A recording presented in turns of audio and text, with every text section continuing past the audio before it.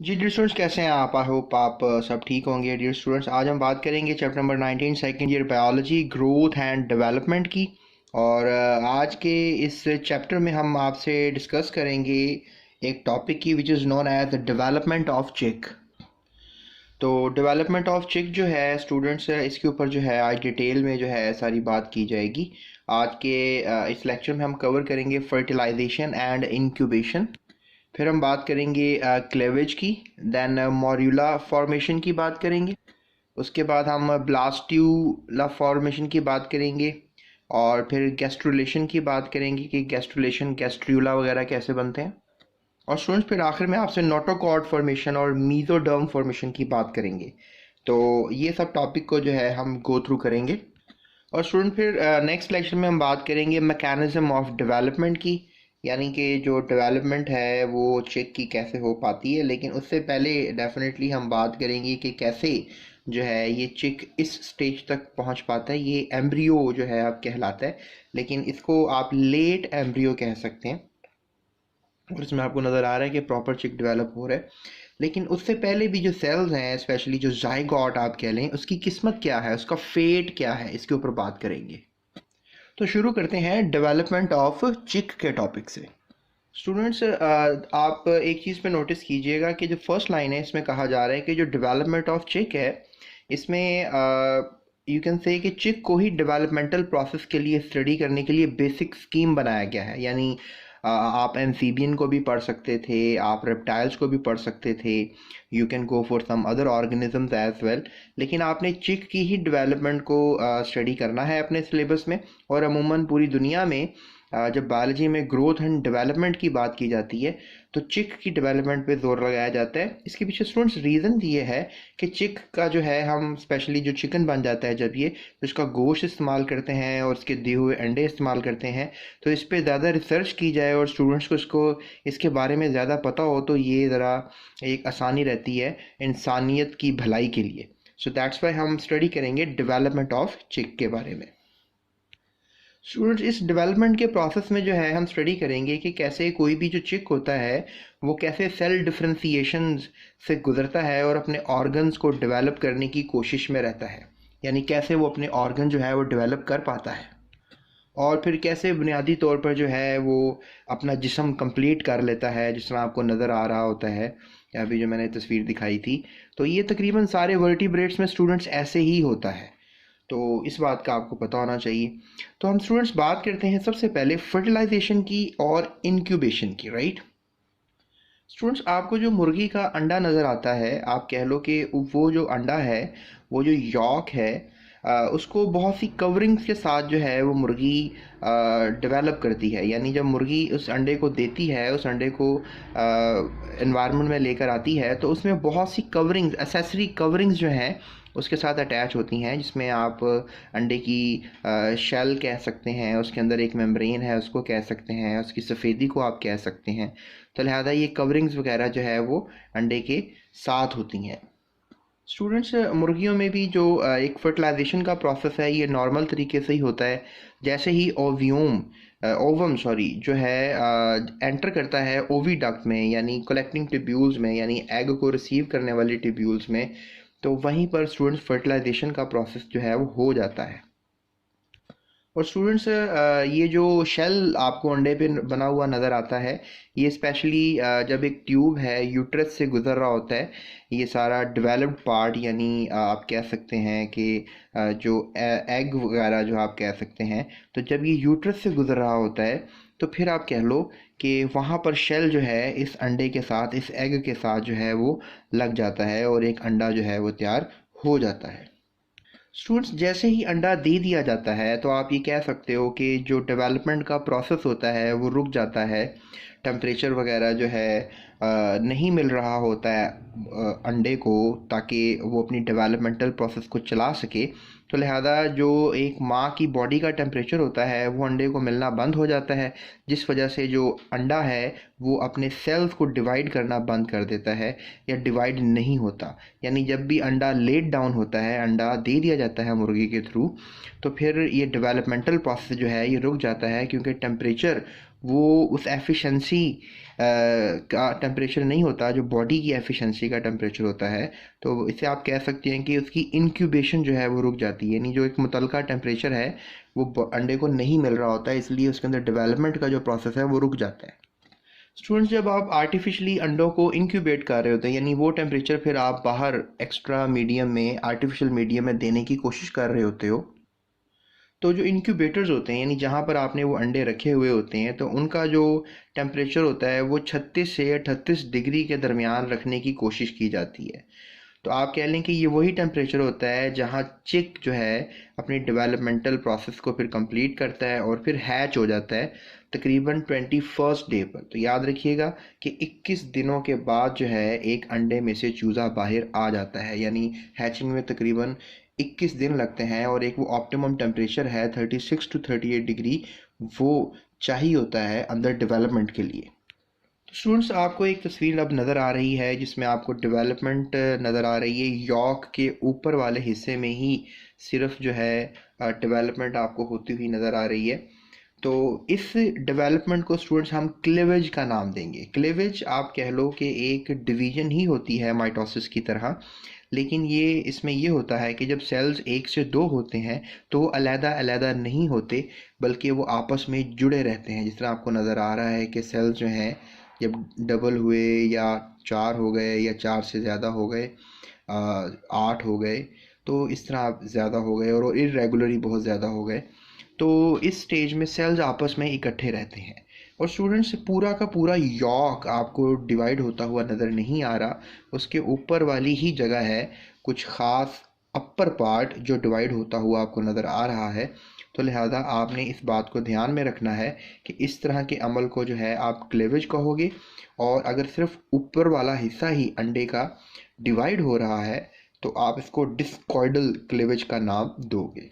बहरहाल, फर्टिलाइजेशन के बाद आप कह सकते हो कि जो एक अंडा होता है वो बहुत सी माइटोटिक डिवीजन्स कर रहा होता है, जिसको आप क्लेवेज का नाम देते हो। तो जो बर्ड्स एग होता है, आप स्पेशली मुर्गी की जो बात कर रहे हो, तो इस प्रोसेस में ये होता है, कि जो अपर पार्ट होता है, स्पेशली प्रोटोप्लाज्म उसको कहा जाता है, यानी इस हिस्से को जो है आप प्रोटोप्लाज्म कहोगे, इस हिस्से को आप प्रोटोप्लाज्म कहोगे, ये ऊपर वाला सिर्फ हिस्सा प्रोटोप्लाज्म कहलाएगा।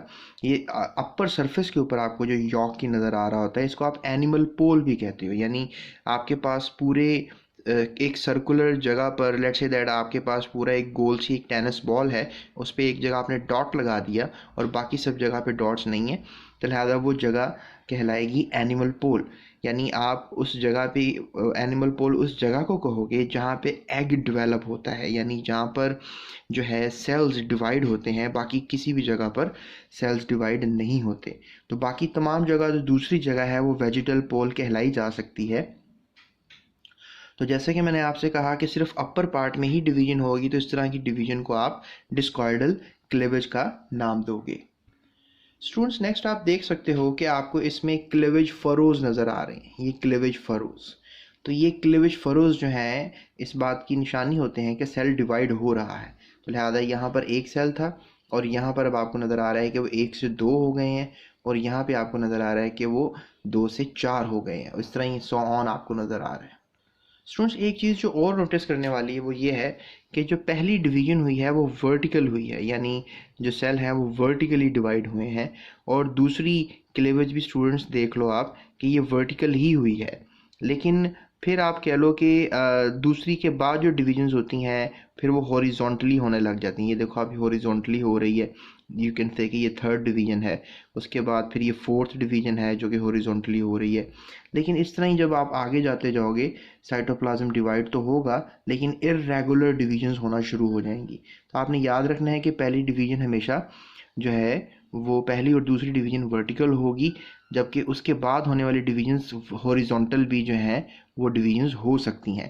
तो लिहाजा ये सेल्स के डिवाइड करने का तरीका है कि इधर वो वर्टिकली भी डिवाइड करेंगे पहले और लेकिन बाद में जो है वो हॉरिजॉन्टली डिवाइड करेंगे, और फिर इनकी डिवीजन जो है वो इर्रेगुलर हो जाएगी और नंबर ऑफ सेल्स जो हैं वो इंक्रीज़ करना शुरू हो जाएंगे।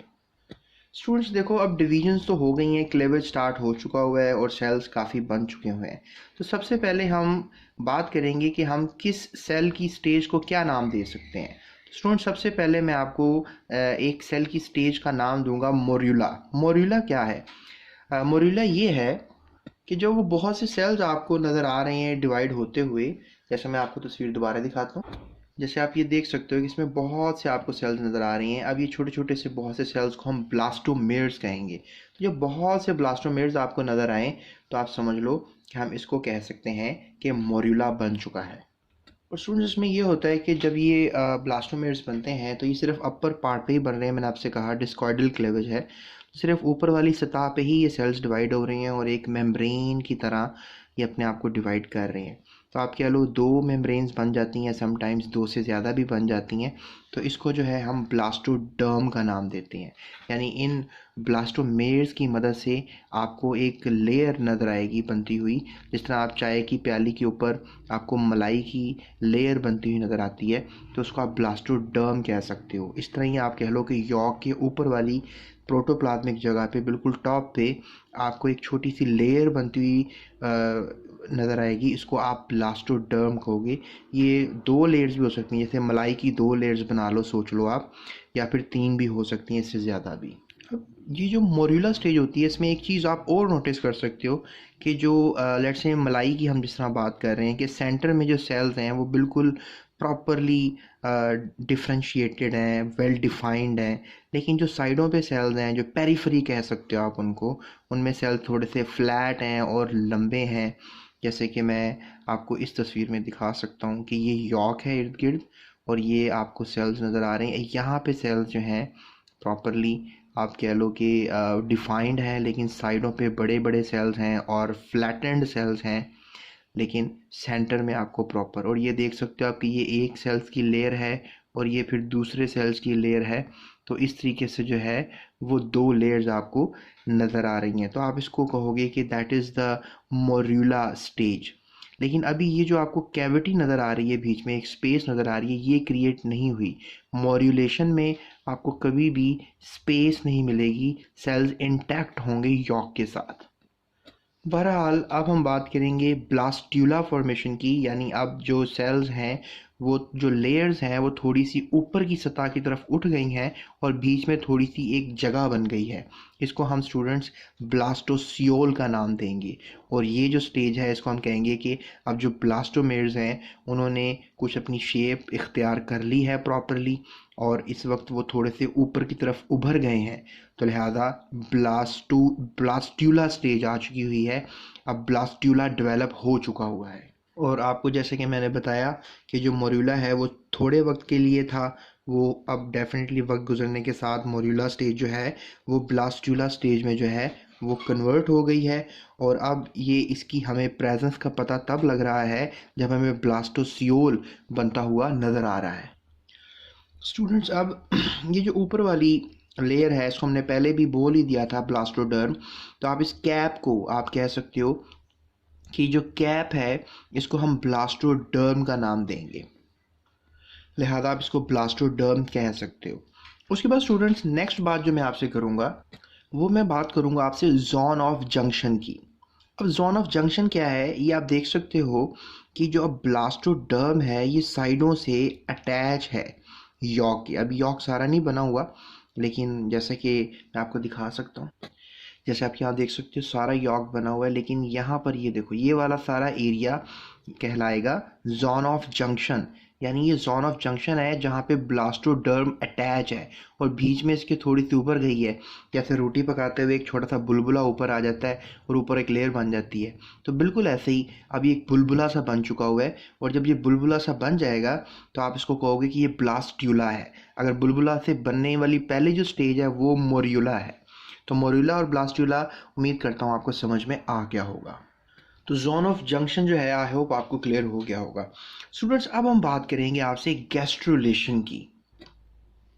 स्टूडेंट्स, इसको अब आप एम्ब्रियो कह सकते हो। हालांकि आप तो इसको पहले भी जायगोट जब डिवाइड होना शुरू हो गया तो आप उसको अर्ली एम्ब्रियो का नाम दे सकते थे। अब तो इसमें बहुत से सेल्स आ चुके हैं, जिनको आपने ब्लास्टोडर्म का नाम दिया है और आपको फील भी हो रहा है कि ये 2 लेयर्स हैं, तो लिहाजा आप इनको अब एम्ब्रियो कह सकते हो। स्टूडेंट्स, अब गैस्ट्रूला स्टेज आ रही है। गैस्ट्रूला स्टेज में ये होता है कि ये जो 2 लेयर्स आपको नज़र आ रही हैं, ये 2 लेयर्स, अब ये 2 लेयर्स फट जाएंगी। ये देखें, ये 2 लेयर्स अब ये एक दूसरे से दूर हो गई हैं, और ये देखें ये 2 लेयर्स जो हैं अब अलग-अलग आपको नज़र आ रही हैं। ये देखें, ये आपको एक ऊपर से अलग नज़र आ रही है, ये नीचे से अलग नज़र आ रही है। पहले ये बिल्कुल इकट्ठी थी। तो लिहाजा आप कहोगे कि अगर ऐसा होना शुरू हो कि इन दोनों लेयर्स में फ़र्क आना शुरू हो जाए, तो आप कहोगे कि गैस्ट्रुलेशन हो रही है। तो लिहाजा गैस्ट्रुलेशन शुरू हो गई है, तो ये गैस्ट्रूला बनने लग गया है। तो लिहाजा अब ये जो 2 लेयर्स मैं आपको बता रहा हूँ, इनको आप नाम दे सकते हो। ऊपर वाली लेयर को आप एक अलहदा नाम दोगे, इसको मैं एपीब्लास्ट कहूँगा, और जो नीचे वाली लेयर होगी इसको मैं हाइपोब्लास्ट कहूँगा। एपीब्लास्ट, हाइपोब्लास्ट, ये 2 लेयर्स होंगी जो ब्लास्टोडर्म में शुरू में बनी थी। याद रखें, मोर्यूलेशन में, ब्लास्टुलेशन में और अब गैस्ट्रुलेशन में आपको ये अलहदा होती नज़र आ रही हैं। यानी ये ब्लास्टोमेयर्स जो थे अब ये अलहदा हो गए हैं और अब एपीब्लास्ट कहला रही हैं और अब कहला रही हैं हाइपोब्लास्ट। स्टूडेंट्स, नेक्स्ट बात आपसे मैं ये करूँगा, ये जो एपीब्लास्ट है, इस एपीब्लास्ट यानी ऊपर वाली लेयर ने कल फिर यानी आने वाले कुछ वक्त में, आने वाले कुछ घंटों में इसने तब्दील हो जाना है एक मरतबा फिर 2 लेयर्स में। यानी यहाँ पे भी 2 लेयर्स बनेंगी, एक का नाम होगा एक्टोडर्म और एक का नाम होगा मीजोडर्म। तो लिहाजा एक्टोडर्म और मीजोडर्म के आपने नाम याद रखने हैं। यानी जो एपीब्लास्ट है उसकी कल किस्मत है कि उसने एक्टोडर्म बन जाना है और मीजोडर्म बन जाना है। और स्टूडेंट्स, ये जो लेयर है, जो नीचे वाली लेयर है, इसे हाइपोब्लास्ट आज आप बोल रहे हो, गैस्ट्रुलेशन के दौरान इसने बन जाना है एंडोडर्म। और एंडोडर्म स्टूडेंट्स, ये वो लेयर है जो यॉर्क के साथ कनेक्टेड है। यानी इसके जो सेल्स डिवाइड होते जाएंगे तो ये यॉर्क के साथ ही कनेक्टेड रहेंगे। याद रखो, ये ऊपर वाले सेल्स यानी जो एपीब्लास्ट है ये यॉर्क के साथ कनेक्टिविटी नहीं रखेंगे, जबकि जो नीचे वाले सेल्स हैं ये यॉर्क के साथ अटैच रखेंगे और इसको जुड़े रहने की सहूलत फराहम करेंगे, यॉर्क के साथ जुड़े रहने की सहूलत फराहम करेंगे। स्टूडेंट्स याद रखिएगा, ये जो एपीब्लास्ट है जिसने कल बन जाना है 2 किस्म की लेयर, एक्टोडर्म, मीजोडर्म, और ये हाइपोब्लास्ट है, इसने भी कल बन जाना है एंडोडर्म। तो स्टूडेंट्स, ये ब्लास्टोमेयर्स ही हैं, ये तो आपको बात याद होगी। हमने इनको ब्लास्टोडर्म कहा था इस स्टेज में। तो स्टूडेंट्स, ये भी ब्लास्टोडर्म्स हैं, ये भी ब्लास्टोडर्म्स हैं, लेकिन आज इनके नाम चेंज हो चुके हैं। तो स्टूडेंट्स, ये जो ब्लास्टोडर्म की ये वाले सेल्स हैं, ये स्पेशली ये वाले सेल्स, ये भी थोड़े से और उभरेंगे। जैसे कि आपको पहले भी याद होगा कि ब्लास्टोसियोल कैविटी बनी हुई थी, तो लिहाजा जब ये स्टेज आ जाएगी यानी गैस्ट्रुलेशन हो रही होगी, तो ये कुछ मज़ीद उभरेंगे, ऊपर की तरफ उभरेंगे। तो लिहाजा इनके ऊपर के उभरने की तरफ से नीचे एक स्पेस क्रिएट होगी जो यॉर्क के और इन ब्लास्टोमेयर्स के दरमियान होगी या ब्लास्टोडर्म के दरमियान होगी। इस स्पेस को स्टूडेंट्स हम नाम देंगे एरिया पेलिसिडा। एरिया पेलिसिडा जो है हम इसको नाम देंगे। तो याद रखिएगा, ये जो एरिया पेलिसिडा है ये एक स्पेस है जो कि यॉर्क और ब्लास्टोडर्म के दरमियान क्रिएट हुई है, या कह लें हाइपोब्लास्ट के दरमियान जो है वो क्रिएट हुई है।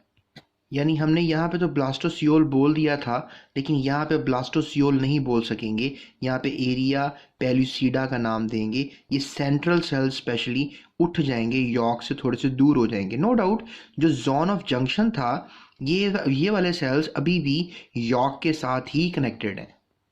और ये स्टूडेंट्स याद रखिएगा, एक ट्रांसल्यूसेंट जो है अपीयरेंस देंगे। ट्रांसल्यूसेंट यानी कि कुछ ऐसी कि जिसके आर पार शायद देखा जा सकता हो।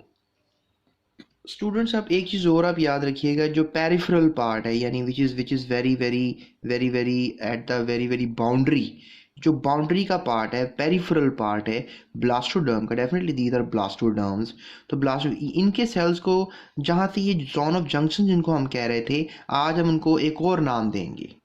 स्टूडेंट्स, आज जो उनको नाम दिया जाएगा that is going to be named as area opaca. लिहाजा ये अनसेपरेटेड है फ्रॉम द यॉर्क। याद रखिएगा, सेंटर वाली जगह थोड़ी सी उठ गई है, ये वाली जगह देखें थोड़ी सी उठ गई है सेंट्रल स्पेस, लेकिन यू कैन से कि साइड वाली जगह जो है तकरीबन 18 घंटे गुजर चुके हैं फर्टिलाइजेशन के बाद। तो ये वाली जगह जो है ये अभी भी कनेक्टेड है यॉक के साथ। तो अभी हम गैस्ट्रुलेशन के टाइम हम इसको जोन ऑफ जंक्शन कह रहे थे, लेकिन अब इनको हम एरिया ओपेका कहेंगे। और इसकी खासियत स्टूडेंट्स ये है कि ये लाइट ट्रांसमिट कर सकती है, यानी वाइट एरिया है जो लाइट को अंदर भेज सकता है, यानी लाइट वगैरह पेनिट्रेट कर सकती है इस जगह से। तो लिहाजा ये आपको पता होना चाहिए। जैसा कि आपको याद होगा कि जो अपर लेयर है जो कि एपीब्लास्ट जिसको हम कह रहे थे, या एपीब्लास्ट ही बिल्कुल हमने इसको कहा था, अब ये कल क्या बन जाएगी, ये बन जाएगी मीजोडर्म और एक्टो, यानी ऊपर वाली, यानी इसके अंदर भी सेल डिवीजन्स होंगी और ऊपर वाली लेयर जो है वो एक्टोडर्म कहलाएगी और जो नीचे वाली लेयर है उसको हम मीजोडर्म का नाम देंगे। तो आई होप स्टूडेंट्स अब आपको इन लेयरिंग का अंदाज़ा हो गया होगा। अब हम चलते हैं मज़ीद थोड़ी और डिफ्रेंसिएशन की तरफ, और अब नोटोकोड बनाते हैं और मीजोडर्म बनाते हैं। स्टूडेंट्स अब हम बात करते हैं नोटोकोड एंड मीजोडर्म फॉर्मेशन की। अब मीजोडर्म सेल्स की या मीजोडर्मल सेल्स की अगर हम बात करें तो ये ऊपर वाले सेल जो हैं अब कहला रहे हैं डेफिनेटली एपीब्लास्ट को मैंने कहा था कि इसको हम डिवाइड कर देंगे एक्टोडर्म में और मीजोडर्म में। तो आप कह लो कि जो मीजोडर्मल सेल्स हैं, यानी जो सेंट्रल सेल्स हैं, you can call them central cells, ये कुछ क्या करेंगे, ये मूवमेंट शो करेंगे। स्पेशली चिक के अंदर जो है ये मूवमेंट शो करते हैं दो किस्म की, medial movement and chordal movement. Medial movement नहीं नीचे की तरफ चले जाएंगे, कॉर्डल मीन साइडों की तरफ उभरेंगे। तो लिहाजा एक लाइनिंग सी आपको पेयर होती हुई नजर आएगी इन सेल्स की वजह से, जिसे हम नाम देंगे प्रिमिटिव स्ट्रीक।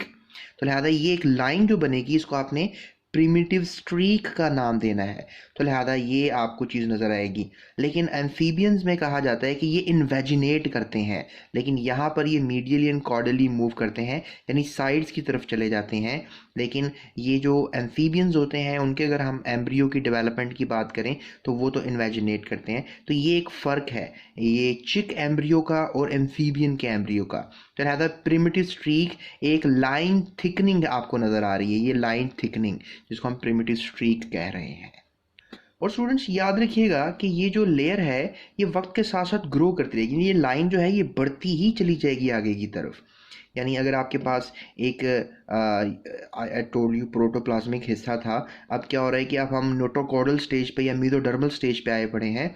तो ये जो मीजोडर्म है, ये जो लाइनिंग है, प्रिमिटिव स्ट्रीक है, ये ग्रो ही करती चली जाएगी और एक पूरे डायमीटर की तरह क्रॉस मार देगी। तो लिहाजा इस चीज़ का आपको पता होना चाहिए, राइट।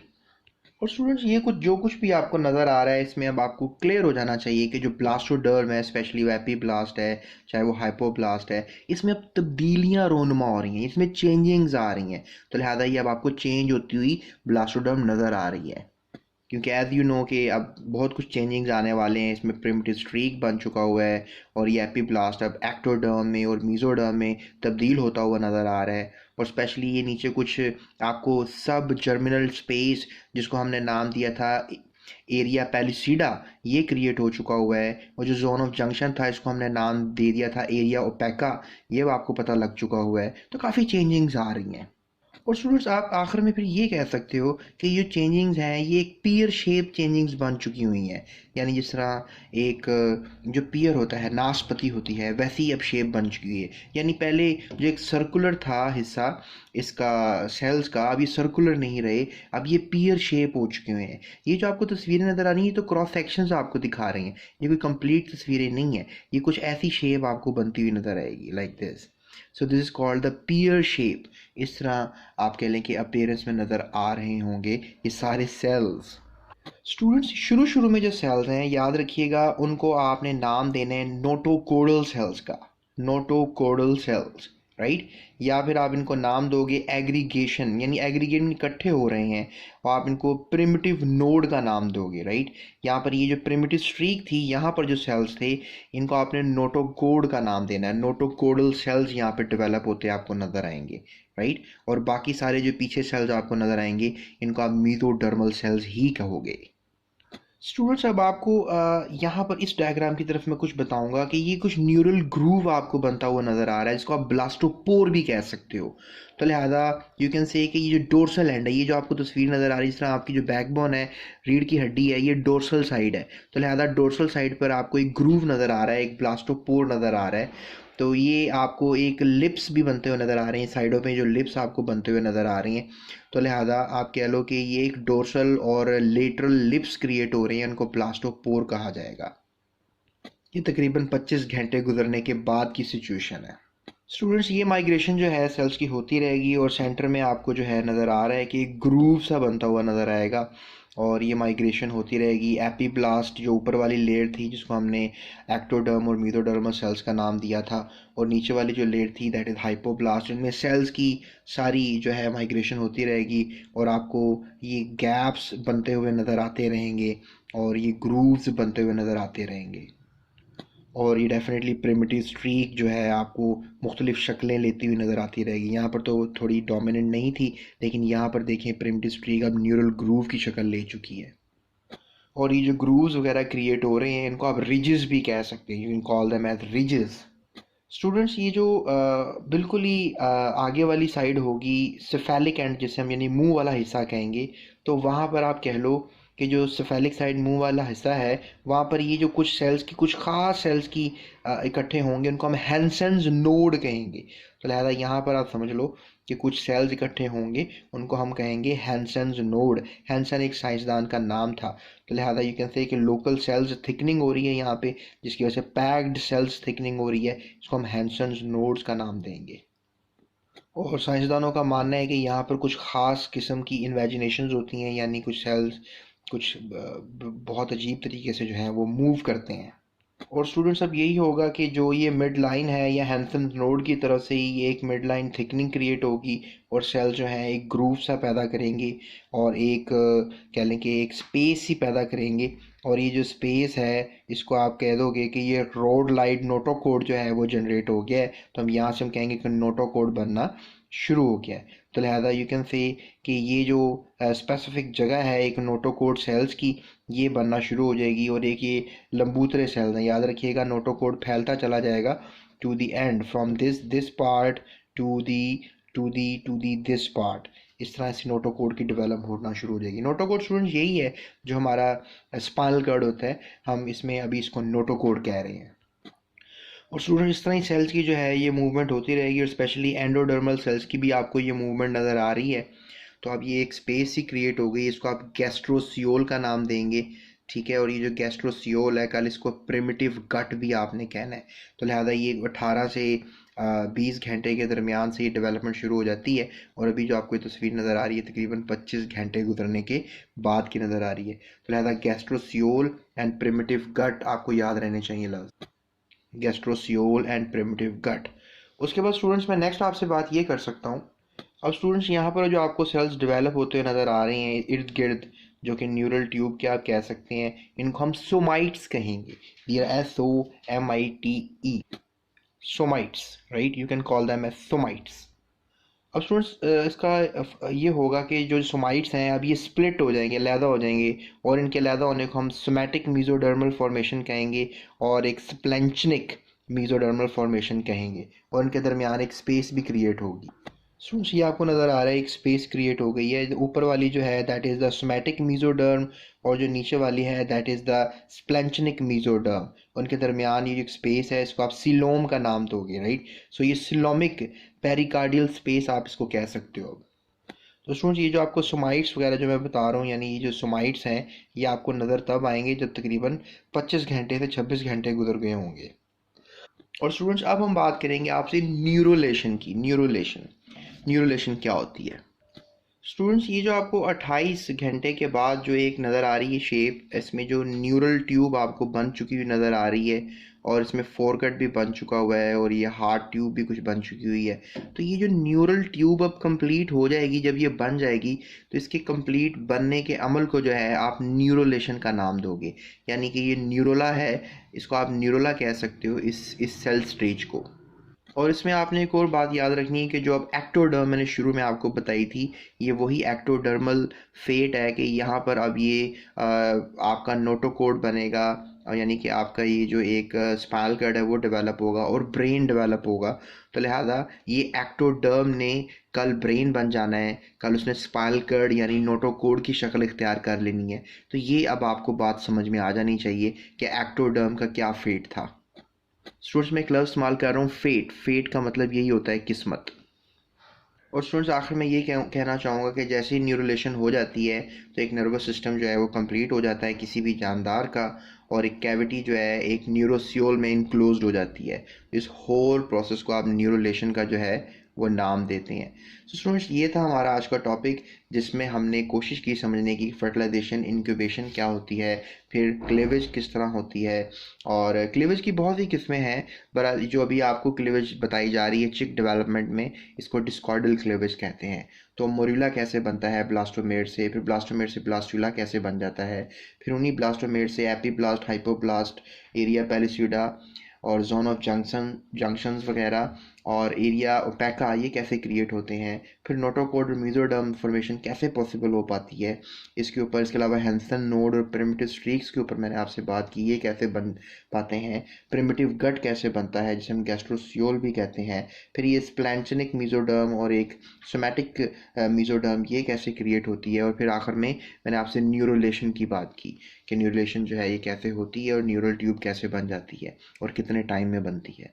और फिर आखिर में जब न्यूरोसियोल क्रिएट हो जाता है, न्यूरोला बन जाता है, तो उसको आप न्यूरोलेशन का नाम दे देते हैं। तो ये जो फेट था सेल्स का, ये मैंने आपको बताने की कोशिश की है। सो आई होप स्टूडेंट्स ये वीडियो आपके लिए एक हेल्पफुल मटेरियल साबित हुई होगी।